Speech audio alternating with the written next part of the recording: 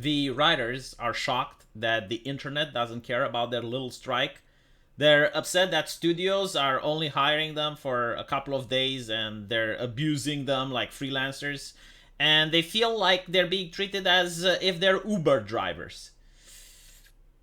When you're going to disrespect a noble profession like that of the Uber driver, you're not going to get much sympathy for me. See, the Uber driver at least is doing something productive. It transports me from one place to another. It brings me food. What have the writers done? Like, are we talking about the people who made Velma? Are we talking about the people who made the Rings of Power plus Privilege? The ones that are owning the chatbots? Are these the individuals that I should be feeling sorry for? You know why they are so easily replaceable? Because the quality of their writing is so bad that anyone can do it. This wasn't the case 20 years ago or 10 years ago when you had really nice shows like Stargate and you had the Game of Thrones. You know, the first season is not the latest.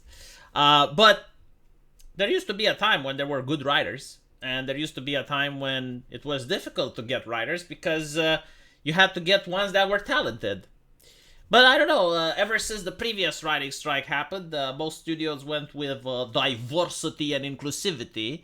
So they hired percentages, skin color, and gender.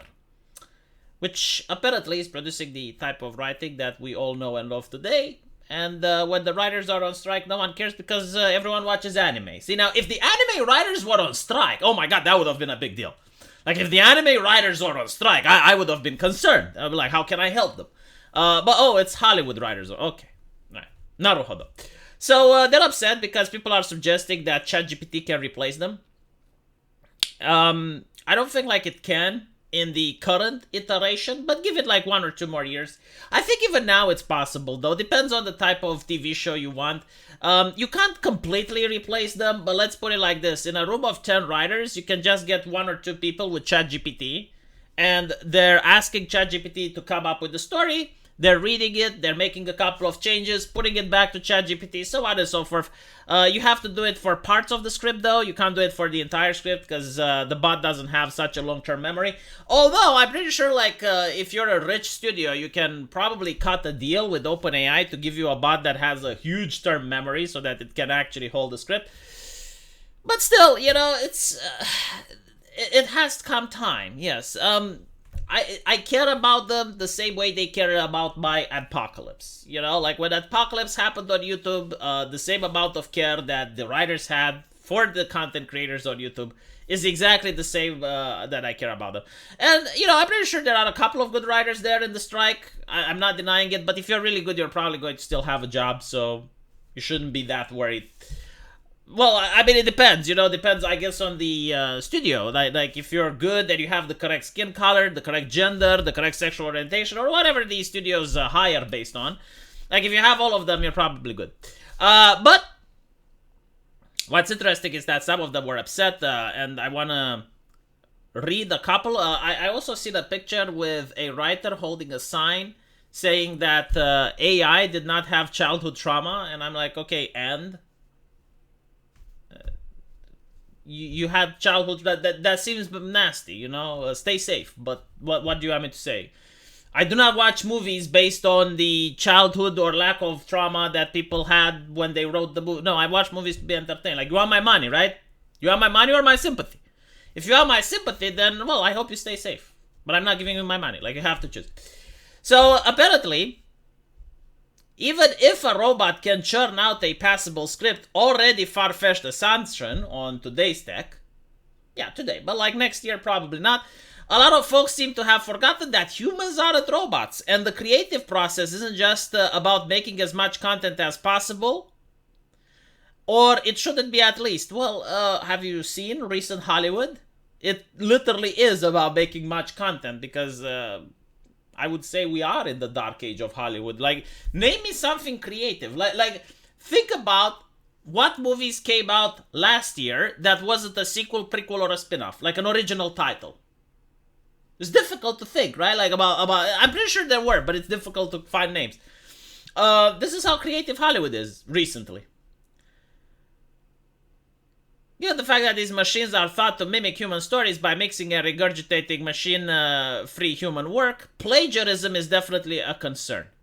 When it comes to replacing human scriptwriters too, oh, don't worry about it. They're not plagiarizing. Like everything these AI are creating passes any plagiarism law. Like basically what it does is like, sure, it like reads previous books and writes similar to them, but like it doesn't fall under plagiarism. And I will explain why. Another person says it's like, oh yes, the AI can write things, but who do you think wrote the things that the AI is trained on? And this is where we can talk about plagiarism, right? Like a writer, a human writer, how do they write? Well, they read other books first in order to understand how writing is done, right? It's the same way like a painter watches other painters before creating his own style. That doesn't mean you're plagiarizing. Like plagiarizing means copying things identically. Let me put it this way. Go to ChatGPT and ask it to write you a movie about the life of George Floyd in the style of H.P. Lovecraft, right? It's going to write you a script. Now, do that again. And do it again. You're going to see that in all cases, you're going to get different things that aren't plagiarized. And all those things that it's writing, they're new. Like they don't exist before. But now they're in the database of OpenAI. So now it can use the new things it created so that when it creates future things, now it has a larger database to get things from. You can do this with everything. You can ask it to recite the American anthem in the style of Michael Bay, right? Like you can also write your own thing in ChatGPT and then you can ask it to copy your style. It's not plagiarizing because plagiarizing would mean that it's copying things identically. No, it's just like a human being. This is exactly how the human mind works, right? Like none of these writers are taken from the jungle where they have never seen a book before and they're asking, hey, can you write something? Like, obviously they won't be able to. Like, they had a childhood, they read stories, and then they grew up, and then they read books, and then they grew even older, and they read stuff, and all that stuff is in their mind. Like, they know the style, they know, like, what they've read. So then they create their own style, which is original, but it's mixing and matching things that they've already been exposed to. That's pretty much how the AI works. So you can cry about it if you want, but like I don't think you would have cried about it if some alien came on Earth that's smarter than all the other humans and just has like a brain with the capacity to store all the human knowledge, and it would use that knowledge in order to reproduce new works. I don't think like you would complain. Yeah, so this thing with the AI replacing writers, like look, it's going to replace me one day. Like I'm literally in the same boat. I have seen AI streamers. But at the same time, I don't think like I'm going to be that emotionally impacted if the writers quit because I seen Velma. I have been called a bigot because I do not want to spend money to the mouse. Haha. Like you already had the companies you work at insulting me directly and my friends. So why exactly should I care?